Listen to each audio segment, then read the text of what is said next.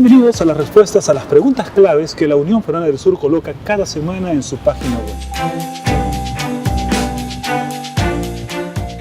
La lección lleva por título De esclavos a herederos. Y vamos inmediatamente por la primera pregunta, que dice lo siguiente.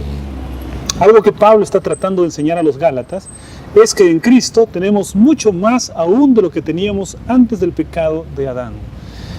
¿Será falso o verdadero? Cuando nosotros vamos a la lección del día sábado en la tarde, encontramos una declaración que dice lo siguiente. En Cristo tenemos mucho más aún de lo que teníamos antes del pecado de Adán. Este es uno de los puntos que Pablo está tratando de enseñar a los creyentes de Galacia, que estaban rápidamente perdiendo su camino. En otras palabras, podemos decir entonces que las ventajas y los beneficios que tenía Adán antes de la caída son menores a los que experimentaremos a través del ministerio de nuestro Señor Jesucristo. Por lo tanto, la respuesta es verdadero. Respuesta verdadero. Vamos ahora con la segunda pregunta. Pregunta número 2. Dice lo siguiente. Siendo que Cristo es la simiente de Abraham, como coherederos con Cristo, los creyentes son herederos de las promesas del pacto. ¿Somos nosotros coherederos también con Cristo? ¿Somos herederos de las promesas del pacto? Vamos a ver qué es lo que dice la lección de escuela sabática el día domingo. El día domingo tiene una declaración que dice lo siguiente. Por cuanto Cristo es la simiente de Abraham, como coherederos con Cristo, los creyentes son herederos de las promesas del pacto hechas a Abraham y a sus descendientes. En otras palabras, siendo que Cristo es la simiente de la cual habla el Antiguo Testamento y nosotros somos coherederos con Cristo, por lo tanto también nosotros recibimos las promesas que fueron ofrecidas a Abraham. Respuesta es verdadero. Respuesta verdadero. Vamos ahora con la pregunta número 3. Dice lo siguiente. Las leyes ceremoniales fueron tan importantes que no fueron solo la sombra de lo que vendría, sino que ocuparon el lugar de Cristo. ¿Será que las leyes ceremoniales, como el sacrificio, el cordero, las ofrendas que se practicaban en el Antiguo Testamento, eran tan importantes que hasta sustituían al Señor Jesucristo? Bueno, vamos a ver qué dice la lección. El día lunes hay una declaración que dice lo siguiente. De este modo, por importantes que hayan sido las leyes ceremoniales para Israel, fueron solo la sombra de lo que había de venir. Nunca ocuparon el lugar de Cristo. Es decir, las ceremonias y las leyes y los sacrificios y los rituales eran apenas un simbolismo, eran una sombra de lo que habría de venir. Pero jamás ocuparon el lugar de nuestro Señor Jesucristo, ni en el Antiguo Testamento ni en el Nuevo Testamento. Respuesta, entonces, falso. La respuesta es falso. Vamos con la pregunta número 4. Pregunta 4. Jesús vino en el momento preciso que Dios había preparado. Desde una perspectiva histórica, ese momento se conoce como la Pax Romana. Aquí esta pregunta nos lleva un poco hacia la historia. ¿En qué momento de la historia vino Jesús a esta tierra? Bueno, cuando nosotros examinamos la historia, vemos que el Señor Jesús nació en la época de lo que se conoce como la Pax Romana. Es decir, el Imperio Romano había conquistado tantas tierras que ahora no tenía prácticamente enemigos. Y los enemigos que tenían no tenían la fuerza suficiente para ir contra ellos. Por lo tanto, hubo paz durante ese periodo, aproximadamente 200 años de paz.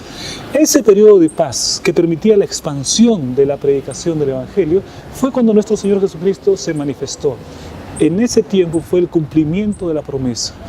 Vamos entonces, la respuesta es verdadero. Respuesta verdadero. Vamos ahora a la pregunta número 5. Dice lo siguiente. Como el segundo Adán, Cristo vino para reclamar lo que el primer Adán había perdido por su desobediencia. ¿Qué es lo que dirá la lección de escuela sabática? El segundo Adán es nuestro Señor Jesucristo. El primer Adán es aquel que fue el primer hombre. Y el apóstol Pablo hace un vínculo entre Jesús y Adán y llama a Jesús el segundo Adán. El día martes hay una declaración que confirma esto. Como el segundo Adán, vino para reclamar lo que el primer Adán había perdido por su desobediencia. Cristo es el segundo Adán, es el que representa a toda la humanidad y como representante de toda la humanidad, Él es victorioso allí donde el primer Adán fracasó. Pero por causa de la victoria de Cristo, todos nosotros somos victoriosos. Y de manera que podemos entender el Evangelio de esta manera, ¿no? Porque con el primer Adán todos nosotros caímos. Pero con el segundo Adán, todos nosotros somos victoriosos si lo deseamos, si nos colocamos en contacto con ese primer Adán. La respuesta es verdadero. Vamos ahora con la pregunta número 6. La palabra redimir significa comprar otra vez. Se refería al precio pagado para comprar a una persona para que sea esclava. Un precio pagado por un esclavo, para comprar para que esta persona sea esclava. ¿Será eso lo que dice la lección de escuela sabática? El día miércoles hay un comentario muy interesante que nos esclarece este tema. La palabra redimir significa comprar otra vez. Se refería al precio pagado para comprar la libertad de un esclavo o de un rehén. La redención implica un trasfondo negativo. La persona necesita ser liberada.